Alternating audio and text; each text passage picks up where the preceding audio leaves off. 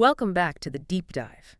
I'm genuinely curious to embark on today's journey with you. Our mission, as always, is to sift through sources, articles, research, notes, and really pull out those key bits of knowledge, those surprising facts, those aha moments.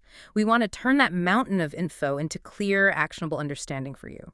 And today, well, today's deep dive is going to be uniquely illuminating, I think. We're tackling a document with a title that just screams importance. CyberResilience Secure Recovery Governance Framework 1753203428.pdf. It's definitely a bit of a mouthful, but every single word in there seems to hint at a really vital piece of the modern digital puzzle. It really does. And for this particular deep dive, our source material presents a rather unusual challenge. Insightful, definitely, but unusual. While that document title is incredibly robust, very descriptive, the actual excerpts we have, they're quite notably devoid of specific text.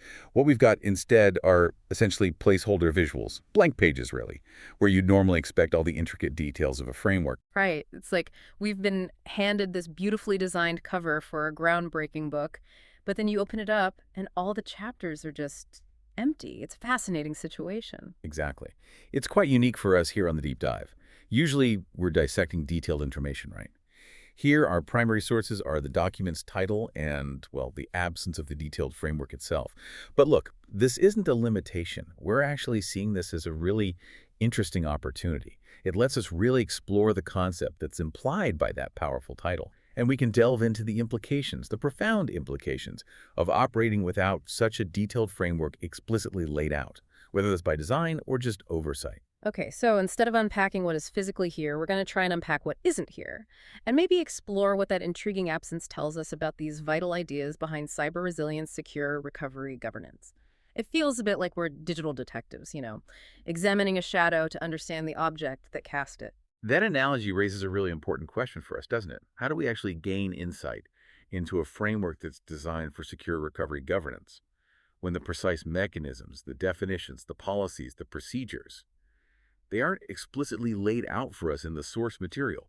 It sort of forces us to consider the universal principles, the essential components that must underpin such a document, regardless of its specific content. That's a great way to approach it. So our revised mission for this deep dive is becoming clear. We're going to discuss the critical components that are strongly implied by this document's title, explore the general significance of having such a framework in today's world, and maybe most interestingly, we'll ponder together what its detailed contents would typically address, so we can still deliver valuable, actionable insights for you based on what we do have, even if it's limited. We're going to make sure you walk away well-informed about what this framework should be, even if it's currently unseen.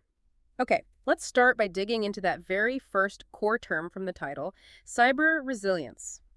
When we hear that phrase, cyber resilience, what does it really mean beyond, basic cybersecurity? It feels like it's got to be more than just putting up a firewall, right? Oh, it absolutely is. Cyber resilience is a much more sophisticated concept. It stretches far beyond the traditional boundaries of cybersecurity. You see, traditional cybersecurity focuses mainly on preventing attacks, building strong walls, patching holes, detecting intruders. Cyber resilience, though, takes a more holistic and, frankly, more realistic approach. We define it as the overall ability of an organization to anticipate, withstand, recover from, and crucially, adapt to adverse cyber events. Anticipate, withstand, recover, adapt. Okay, so it's not just stopping the bad guys at the gate, but also planning for what happens when, or maybe if, they inevitably get through. Because, let's face it, in our hyper-connected world, it feels almost inevitable that something will happen eventually. That's the critical distinction, yes. Traditional cybersecurity is like building that fortress, trying to keep everyone out. Cyber resilience, however, acknowledges that even the strongest fortress might eventually be breached. It happens. So it's not just about the walls, it's also about having robust internal defenses, clear evacuation plans, rapid repair crews, and maybe most importantly, the ability to learn from every attack, rebuild, and even redesign parts of that fortress to handle future assaults better. I often use the analogy of a building designed not just to resist wind, but to actually sway and absorb the force of a big earthquake or hurricane and then return to its original state, maybe even stronger for the experience. It's about elasticity, that adaptive capacity, and maintaining function even under extreme stress. That's a really powerful analogy. It speaks to a huge shift in mindset, moving from just prevention to accepting that some impact is likely and focusing on quick recovery and keeping things running. Why does this matter so much now? What's pushing this concept forward? Oh, it matters immensely because we live in this hyper-connected digital world, don't we? Pretty much every business, every piece of critical infrastructure, every communication channel relies on digital systems. Attack surfaces are huge. Threat actors are getting more sophisticated. They're well-funded, persistent. And new vulnerabilities pop up all the time. Organizations just can't afford to operate under the illusion of perfect security anymore. Resilience accepts this inevitability and shifts the focus. It ensures the continuity of critical business functions. It asks that crucial question. When the inevitable happens, how quickly and how safely can we get back to business and keep serving our customers? This has a direct impact on financial stability, on reputation, on regulatory compliance. Think about a big retailer hit by ransomware. If they can't process sales or access customer data for days, well, the financial and reputational damage can be just catastrophic. Resilience is about minimizing that potential catastrophe and maintaining trust. That makes total sense. It's the difference between just hoping nothing bad happens and actively being prepared to keep disruption minimal when it does. Okay, that frames cyber resilience beautifully as the big picture. Now, let's move to the next piece, secure recovery. This is where it gets really interesting, I think. How does secure recovery fit into this resilience idea? Because just recovering isn't enough, right? It has to be secure. You've hit on an absolutely critical point there. Secure recovery isn't just about flipping the switch back on. It is the absolutely vital phase where an organization brings its operations back online safely and reliably after a cyber incident. And the emphasis on secure here is paramount. Surprisingly often, it gets overlooked in the mad rush to restore service. It's not simply a matter of hitting restore on your backup system. So it's not just about getting back up and running, it's about getting back up clean. Is that the idea? Exactly. Think about it like this. Your house gets burglarized.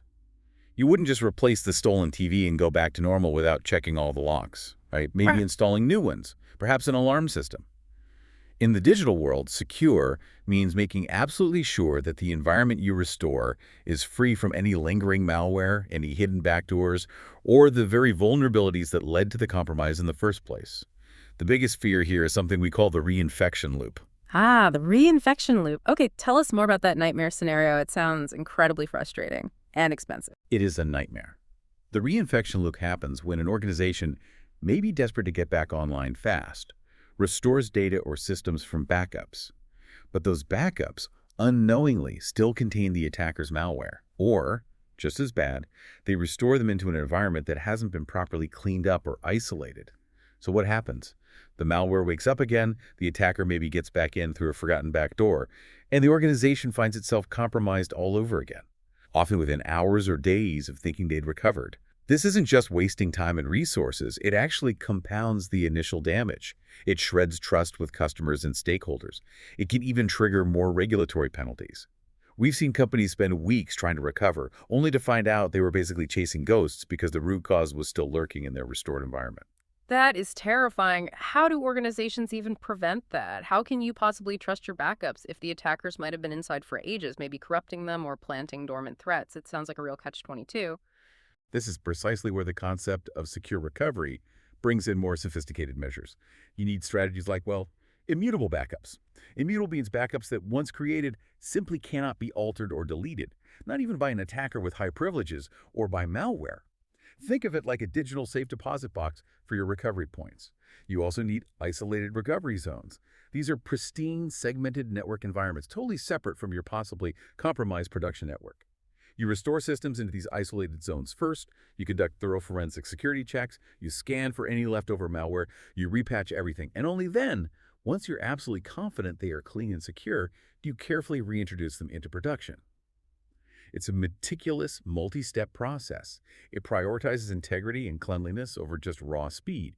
You're basically verifying the health of your recovery patient before you discharge them from the hospital. That's a fantastic way to think about it. A detailed, almost surgical process. Validation and verification every step of the way. Okay, so we've got cyber resilience, the big picture, the ability to withstand and adapt. We've got secure recovery, getting back safely. Now let's tackle the final component from our mystery documents title, governance framework.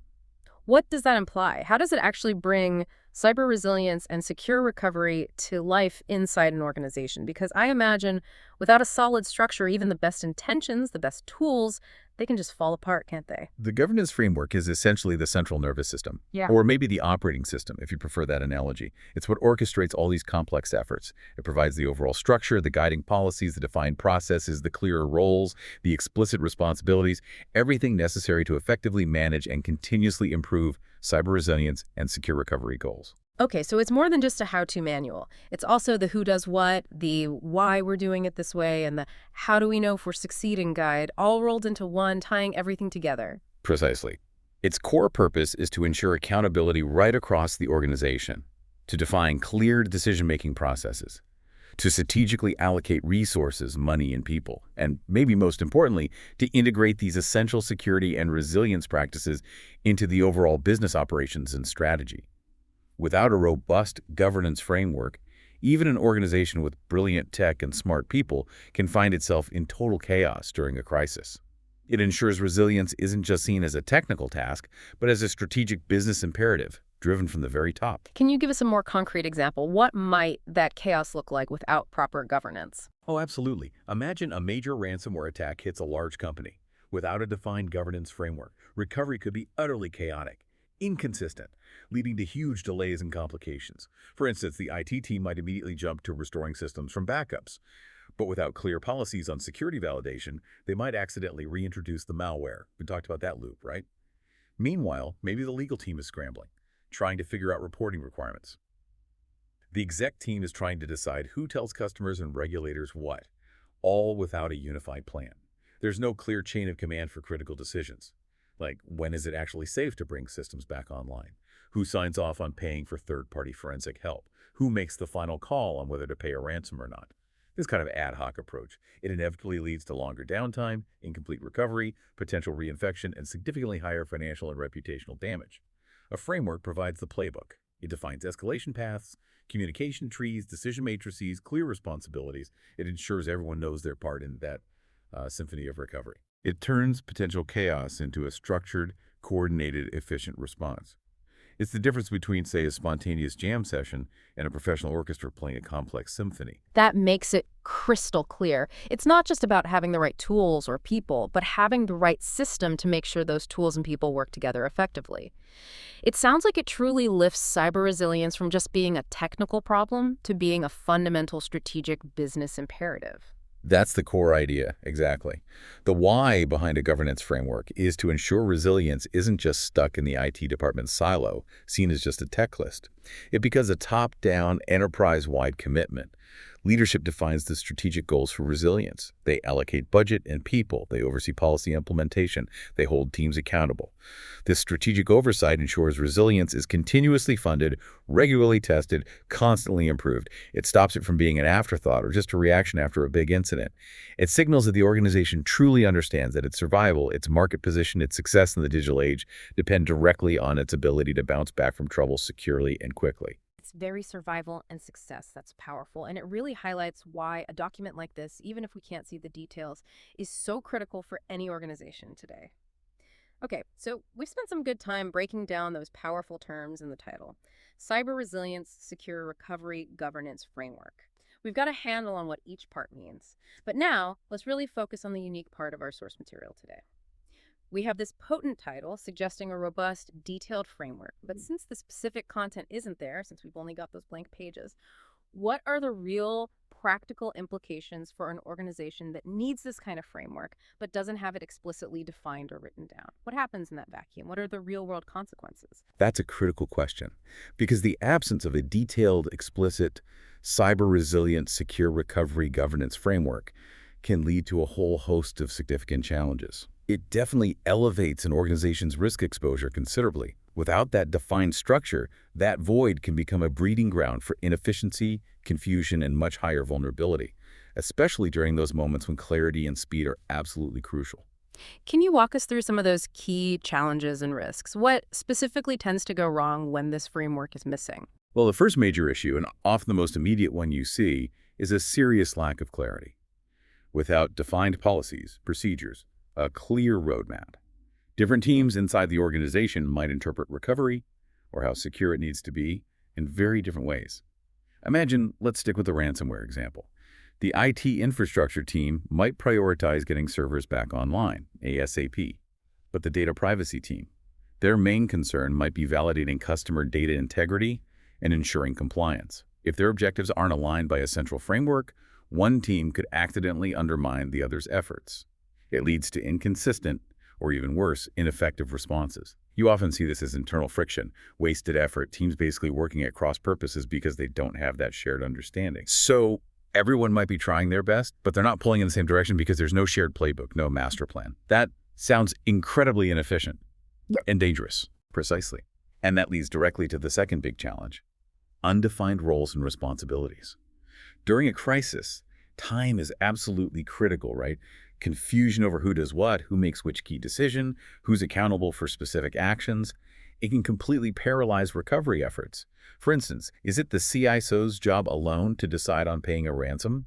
What about legal, the CEO? If these lines of authority and responsibility aren't explicitly drawn out beforehand in a framework, precious hours, maybe even days, can be lost. Lost in internal debates, finger-pointing, just a profound lack of decisive action.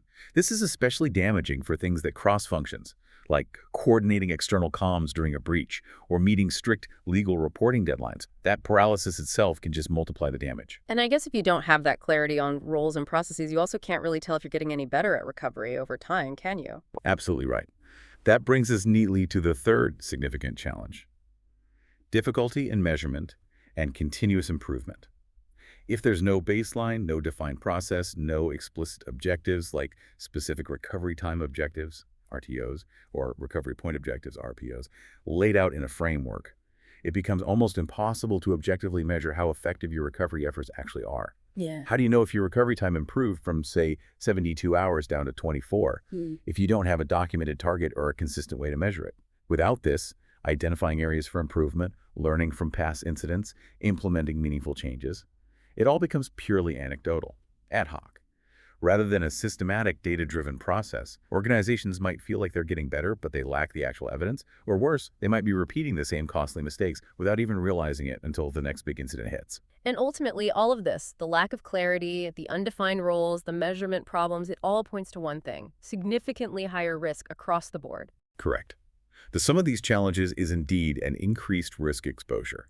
Ad hoc, uncoordinated, or poorly defined responses to cyber incidents almost inevitably lead to greater financial losses from prolonged downtime. Just imagine the lost revenue per hour for an online retailer. It leads to significant reputational damage that can erode customer trust, investor confidence, and potentially severe regulatory penalties for failing to meet compliance rules around data protection and incident reporting. In essence, the absence of a comprehensive framework is like paving a direct pathway to higher costs, deeper crises, and long-term damage to the organization's value and reputation. We've seen companies whose stock price just plummets, whose customers flee after a poorly managed cyber incident, and you can often trace it directly back to the lack of a clear, practiced recovery plan. This raises a really important question then. If an organization doesn't have a document like this, explicitly laying out its governance, its policies, its procedures for resilience and secure recovery, how do they typically manage or even attempt these critical functions? What fills that void, for better or worse, in the real world? That's a very insightful question, because the need for these functions doesn't just disappear, even if the formal framework isn't there. Often, without that formal explicit framework, organizations tend to fall back on a few common, though often risky, alternatives. One very common method is an over-reliance on informal knowledge or individual expertise. This means the critical understanding, how to recover, who to call, what steps to take it, lives mainly in the heads of a few key people, often very experienced personnel. Now, these individuals are incredibly valuable, no doubt, but this approach carries enormous risk. It's sometimes called the bus factor, right? What happens if those key people leave, or they're unavailable during an incident, or they just burn out? The institutional knowledge effectively walks out the door with them, leaving this huge, unfillable gap at the worst possible time. So it's like having the secret recipe for a restaurant's amazing signature dish, but only the head chef knows it, and it's never been written down or taught to anyone else. Extremely vulnerable. Exactly. Another common pitfall is developing patchwork solutions. Different departments, maybe different business units, or even individual teams might independently create their own recovery plans, often in silos. These plans might be inconsistent technically, maybe use different tools or vendors, or even have conflicting priorities for recovery. Then, when a major enterprise-wide incident hits, these separate efforts can actually hinder a unified response rather than helping it. Imagine trying to reassemble a complex machine when each team built a different part using different specs without ever talking to the others. The pieces just won't fit together smoothly, if they fit at all. And I can only imagine this often means they're not being proactive at all. They're always playing catch up. You're absolutely right. This leads directly to a reactive rather than proactive stance. Organizations without a clear framework often only address issues after a major incident has already happened. They essentially learn through painful, expensive experience. Instead of rigorously preparing in advance, running drills, refining processes based on what-if scenarios, they scramble to respond to the immediate crisis. It's the fundamental difference between fire prevention investing in sprinklers, doing fire drills, and just calling the fire department after your building is already fully engulfed in flames. Proactive resilience saves exponentially more money and reputation than reactive firefighting. That distinction is critical. So they're basically operating in a constant state of crisis management instead of risk management. Are there any external standards or resources they might lean on if they don't have their own internal framework? Do they just grab, say, the NIST framework and try to follow that? That's a very good point, and yes, often they do try that. In situations like this, organizations frequently default to general industry best practices or widely recognized cybersecurity frameworks. You mentioned NIST. The NIST cybersecurity framework is a common one. ISO 27001 is another. There are sector-specific guidelines too. These are incredibly valuable starting points. They offer a common language, a comprehensive set of controls, a structured way to think about cybersecurity. However, while these external standards provide a useful structure, they really highlight the critical need for internal adaptation. An external framework gives you the what areas to cover, what capabilities to think about. But an internal tailored governance framework, like the one implied by our document title, provides the crucial how. How is it specifically implemented, owned, and operated within this particular organization's unique context? Its culture, its risk appetite, its specific technology stack. Without that internal translation and formal documentation, even following external standards can end up being superficial, inconsistent, or just not fit for purpose when a real incident hits. So the difference between buying a generic architectural plan for a house versus having detailed blueprints drawn up for your specific house on your specific piece of land, considering your family's needs and the local building codes. One is general guidance, the other is actionable, specific instruction tailored to you. That makes perfect sense. It's like having a general world map versus having a super detailed map of your own neighborhood showing exactly where your house is and the quickest way to get there. This really drives home the immense value of a bespoke, detailed framework, even if in our particular case today it's currently unseen. All right, this has been a fascinating exploration of what this document is by really analyzing what it isn't. We've decoded the powerful terms in its title. We've talked about the very real dangers of operating without that detailed framework. Now let's play a game of what if. Let's imagine for a moment we did have the full text. We've just opened that PDF and it's not blank pages, but a robust, comprehensive guide. Based on its title, Cyber Resilience Secure Recovery, a Governance Framework, and everything we've discussed, what would be the key sections, the crucial chapters? The essential elements this framework would almost certainly cover. What would it look like conceptually as we page through it, almost like instructors explaining its contents, step by step? Okay, this is where we can bring it all together and really build out the conceptual architecture of what an effective framework must contain. We can logically break this down into phases, almost sequential phases, mirroring the journey an organization takes. From foundational prep through the immediate incident response, into the secure recovery itself, and then finally into that continuous cycle of improvement. So if we were to flip to the very first major section, we'd undoubtedly start with Phase 1, Foundation and Preparation. This is where all the groundwork gets meticulously laid, setting the stage for everything that follows long before any incident actually occurs. The very first chapter in this phase. It would almost certainly be policy and strategy. Look, this isn't just a technical document. It would need to lay out the high-level commitments straight from executive leadership, clearly defining the overall scope, the objectives, the desired outcomes for cyber resilience across the whole organization. It would answer big questions like what's our commitment to maintaining business continuity when facing cyber threats? And what critical functions must we absolutely protect and recover no matter what? This acts as the organizational North Star, right? Ensuring buy-in and alignment from the top. For instance, it might state that the RTO for critical customer services has to be under 4 hours. That's a strategic decision, driving all the technical planning. Right, so it sets the tone, the strategic direction for everything else. Makes it a business imperative, not just an IT checklist item. Then, I guess, comes understanding what you're actually up against and what you need to protect. Exactly. The next crucial component would be risk management. This section would detail precisely how cyber risks are identified, assessed, prioritized, and then systematically mitigated, specifically thinking about cyber events and recovery scenarios. It's about understanding your unique vulnerabilities, maybe outdated software, maybe human error, maybe third-party risks in your supply chain. Understanding these specific threats you face, ransomware, state actors, whatever it might be, and understanding the potential impact of those threats on your business. This knowledge informs where you invest your resilience efforts and also where you might consciously accept certain calculated risks. It would likely include methodologies for both qualitative risk assessment high, medium, low, and maybe quantitative assessment too, looking at potential financial impact. This helps make data-driven decisions on where to put resources. Following right on from that, you'd find asset management. Simple idea. You can't protect what you don't know you have, or what you don't realize is critical.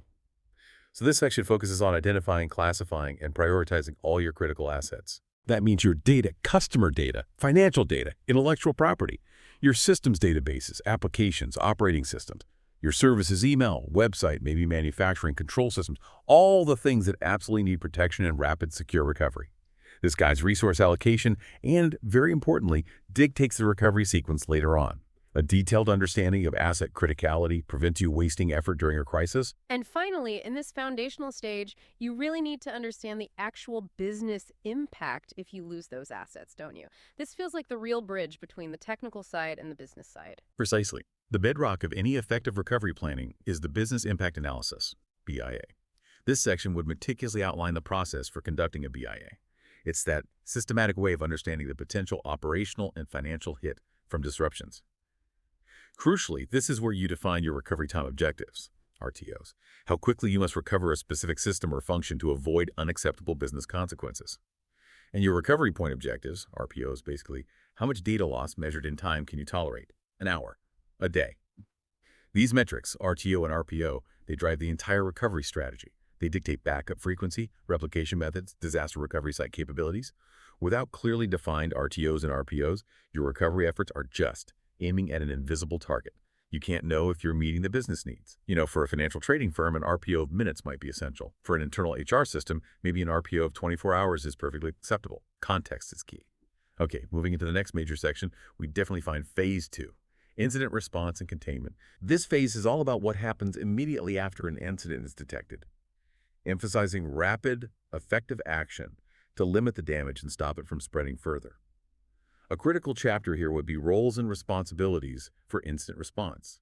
It needs to clearly spell out who's on the incident response team, from the initial analyst doing triage to the forensic investigators, legal advisors, PR specialists. Who leads the overall effort? How do they coordinate under intense pressure?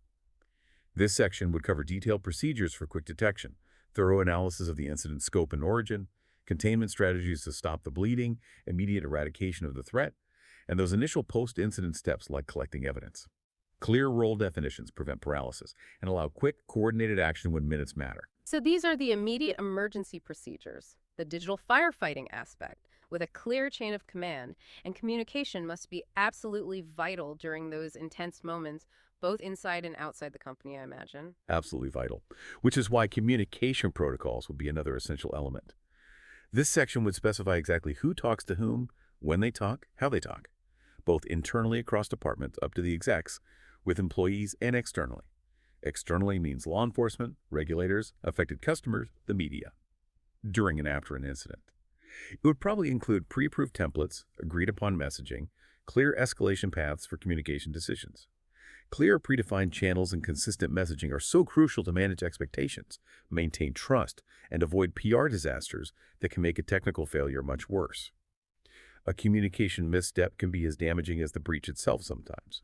And, to stay ahead of the game, you'd expect to see something on threat intelligence integration. This part would explain how the organization continuously gathers, processes, and actually uses external threat information and intelligence in its response procedures. This means subscribing to industry threat feeds, maybe participating in info-sharing groups, analyzing new attacker tactics, techniques, and procedures, TTPs. Understanding these emerging threats helps anticipate attacks, proactively strengthen defenses, and recognize attack patterns faster during an incident. Ultimately, it reduces response times and minimizes the impact. Now, once that immediate crisis is contained, the threat is neutralized, the framework would then transition into Phase 3, secure recovery operations. This is where that emphasis on secure recovery we talked about really comes into sharp focus, moving beyond just containment to full, safe restoration. The first, and you could argue most fundamental chapter here would cover data backup and restoration. This section gets into the nitty-gritty specifics. Backup frequency daily, hourly, backup retention periods 7 days, 30 days, annually. The secure storage location, making sure copies are off-site, isolated, and ideally immutable to prevent tampering. And critically validated restoration procedures. It would mandate regular, often automated testing of backups to ensure they're actually viable, not corrupted, and can be restored within those defined RTOs, specifically preventing that devastating reinfection loop we discussed earlier. It might even detail things like air-gapped backups that are physically disconnected from the network for ultimate safety. Okay, so this is where those immutable backups and isolated recovery zones we mentioned earlier really come into play, making sure you start from a clean slate. Precisely. Next up, you'd likely find recovery environment build-out. This section details the procedures, the architecture needed for setting up those isolated, clean, secure environments. Places where compromised systems and apps can be safely restored, tested, and validated before they go back onto the main production network. This is so crucial for preventing reinfection and ensuring forensic integrity if needed. It would specify things like network segmentation, security controls, access management for these dedicated recovery zones. Essentially, a clean room for your digital assets. Following that, you'd need application and system restoration sequences. This is all about the precise order of operations. It would provide meticulous details on the specific sequence applications, databases, underlying infrastructure systems need to be recovered in. Why? To ensure all the interdependencies are met. For example, you can't restore an application if the database it needs isn't up and running yet, right? A comprehensive framework would include detailed runbooks or checklists for different system types, specifying reboot order, how to restore configurations, dependency checks, preventing circular dependencies or services failing because things came back online in the wrong order. It really is like rebuilding a complex engine.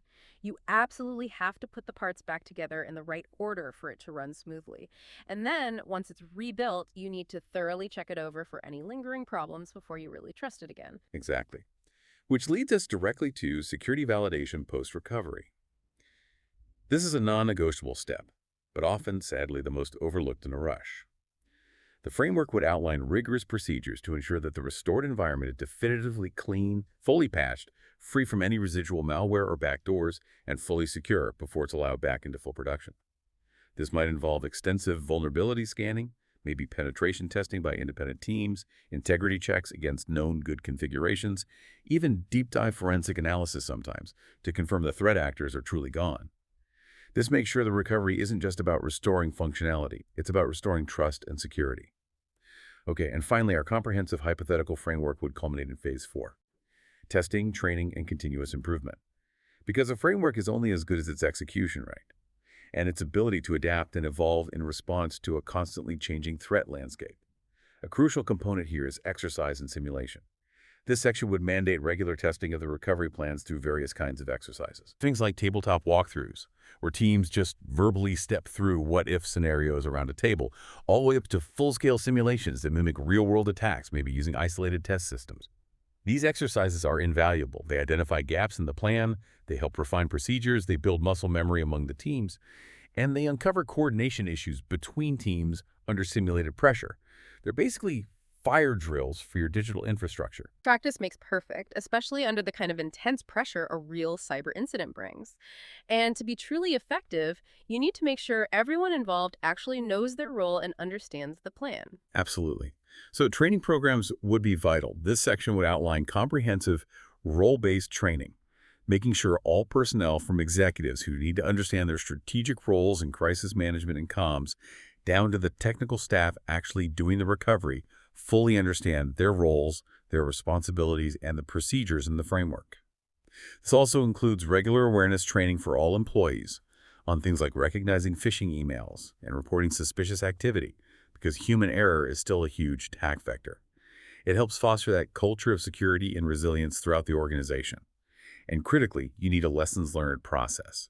The framework would establish formal, structured ways to review both real-world incidents and the performance after exercises.